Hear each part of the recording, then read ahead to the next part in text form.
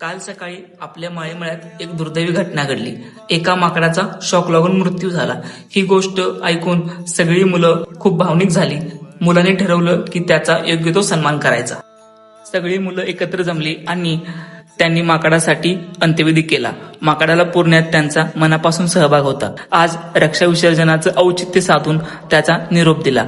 त्यानंतर त्या माकडाला आणि त्याच्या सगळ्या सोबत्यांना नैवेद्य ठेवला। नैवेद्य तयार करताना शिरा, भात, भाजी आणि गोड पदार्थ ठेवले। नैवेद्य देवाला दाखवून सगळ्या माकडांना अर्पण केला। माकडांनीही तो मान्य केला असं वाटलं।